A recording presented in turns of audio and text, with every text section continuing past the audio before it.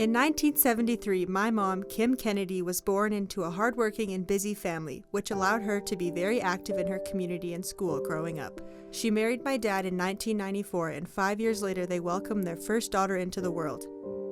15 months after that, they had my sister and I, and shortly after, my mom was diagnosed with postpartum depression. This left her in the hospital for 2 months to recover. Probably the hardest was I was sick for so long with mental illness that it was who I was and who it was defined by, and who people saw me as was the mom that stayed home with her kids that couldn't work. And so part of the recovery was finding out who I was and letting go of those stigmas attached to I will always be sick, I will always not be the best person that I can be.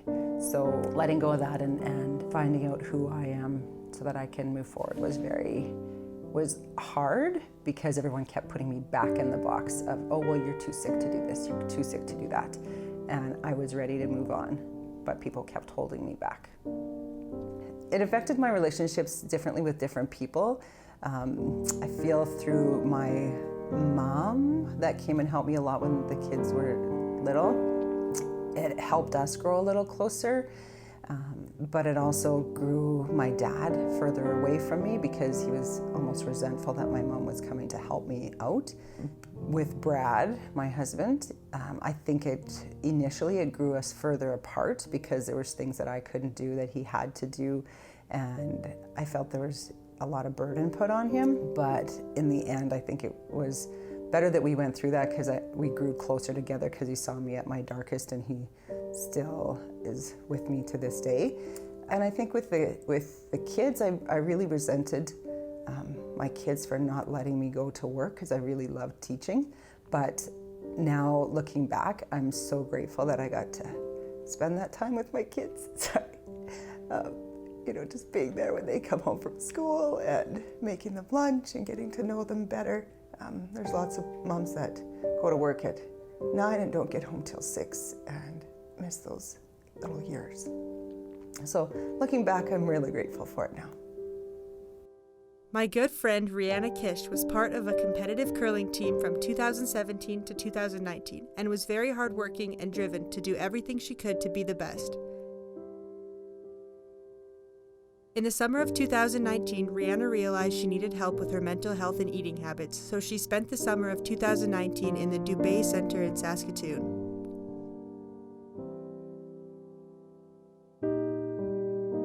I think I realized I needed help, or at least something was wrong, in January of 2019. I kind of confronted my parents, but we didn't really know what step to take. And then I think when I knew I needed help is when my mom took me to the hospital. I mean, compared to how it used to affect my life and how it affects it now, it's very different. It used to consume my brain. Everything I did was about my illness and about eating. But now that I'm in recovery, I feel like I don't actually have to think about it, which is it's really nice. I think the biggest thing I learned from going through this journey has been to let go of things and let things roll out the way that they need to roll out. I used to get caught up in being in control of everything, and if I wasn't in control, then I wasn't happy, and ultimately I was really angry down below because I didn't have control of everything. So once I let go of control, I think it was a relieving and refreshing way to live my life. Mentally would be more of a mindset. That was a huge one for me. The medications only did so much, but mentally I had to work on that every single day. When I got up in the morning, as soon as my feet hit the ground, it was a very simple act, but yet very powerful, was as I walked to the washroom or walked down to get some water or wherever I was going, every step I took, I would say, thank you, thank you, thank you. I wasn't sure what I was thank you for, but I was trying to change my mind. Instead of getting up in the morning and saying, oh, I'm tired, this day's gonna be awful, I can't do this. It was changing it to being more thankful and what are the blessings that are gonna be presented to me today. And that really helped me get through that day instead of something go wrong and it would ruin my whole day. Spiritually, I think I've grown a lot. We used to go to church prior to being diagnosed. And then when I was diagnosed, I really got a bad anger, hate for God. Like, why was he doing this to me when I love teaching? I want to go back to work and I can't get there. And we had a minister that helped me through it. Pastor Lee made a binder for me of the quotes quotes from the Bible that just are for strength. And he said the church is always open, so once the kids would go to school, I would wander down and just sit there. And even though I was angry inside, there was a bit of a calming that would come over me. And now that I've gone through it, I'm actually so grateful to God that he has made me go through that dark times, because I think I'm more empathetic towards others, because I grew up in that mindset of just get over it. Going through it, you can't just get over it, but you have to take those baby steps to get through it.